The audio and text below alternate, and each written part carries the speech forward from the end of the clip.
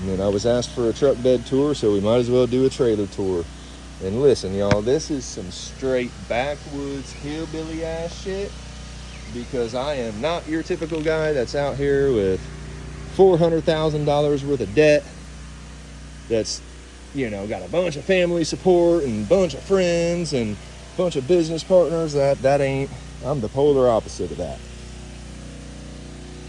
We've got a Hydrotech 8 gallon per minute unit.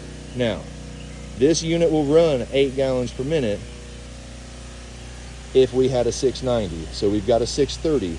So technically we run 7.3 gallons per minute at 3,000 PSI. We've got the 12 volt Beckett burner. And this bitch gets hot as a motherfucker, 250. We've got the Mossmatic. This is a private label. So Action Equipment Sales in Indianapolis private labels these Mossmatic surface cleaners. We've got the 20-inch full stainless steel Mossmatic surface cleaner. Running the Mossmatic surface cleaner, we've got an ST 300 degree gun. We've got the Banjo Y filter to filtrate all the large particulates that get put into the tank from the supply hose.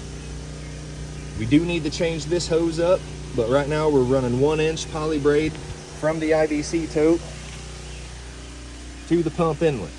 And then obviously you know that the pump inlet goes out here, runs over here to this bypass and this pressure switch. Now this pressure switch and this module here tell the unit to turn the hot water off when I release the trigger. And then when I release the trigger, this thing pops up. This is called an external bypass. This is the VRT3 bypass. Now when I let off of the trigger and these two modules do what they're supposed to do and tell this unit to turn the heat off so it doesn't blow up, the water that's being pumped out of the pump starts to go through this hose. This little mechanism here will pop up. This hose comes down through here and then starts to bypass and refill my tank. You can put one of these on basically any pressure washer you have. VRT3 unloader. Now, right here, we've got our injector. This is the downside port of the pump. This is our whip line that connects to our hose reel. Take this whip line right off, easy peasy, put the injector on, connect this to the injector. Now we're downstreaming. We do have a couple General Pump dual lance wands up here. We've got two other style of General Pump dual lance wands that I need to find a place for. We usually carry at least an extra couple 100 feet of garden hose just to have it, because I've got these small little bitty reels on the back and I can only fit, you know, 100 feet right there. So we've got a Hanny hose reel, and then we've got a Hanny high pressure hose reel.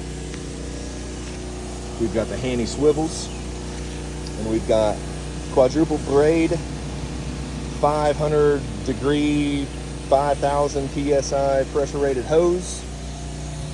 We have another T filter that filters out the large particulates that come from the customer's water supply. So we run this hose out, hook it up to the customer's water supply.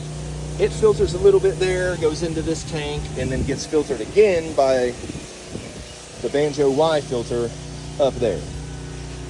Now, we've got this behemoth here. This is the General Pump 7-foot dual lance wand. We use this fleet washing.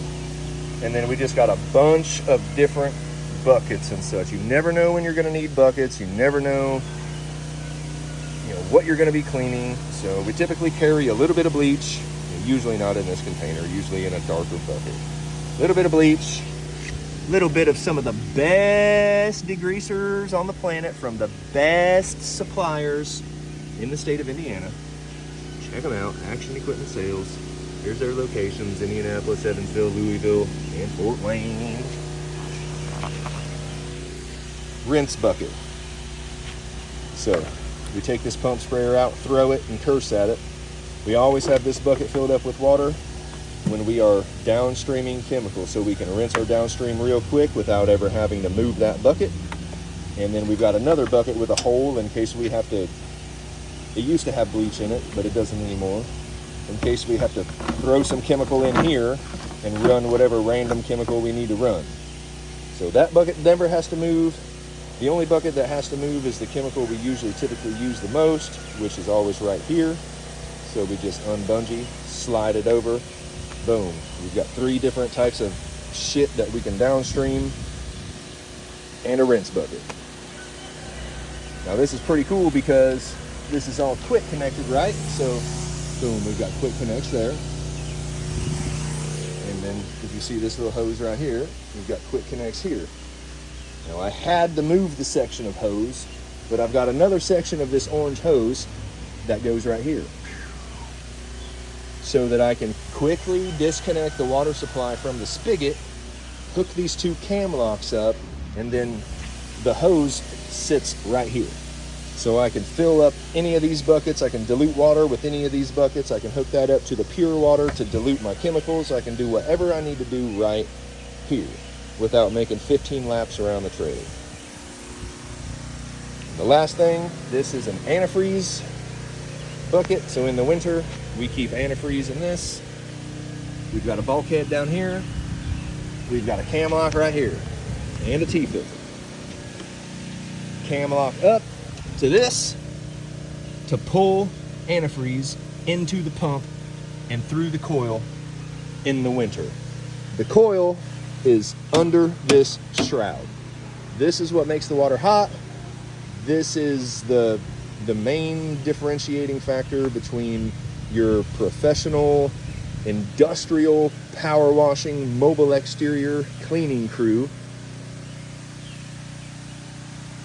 versus your typical Joe Blow that's driving a truck that's operating a consumer grade pressure washer.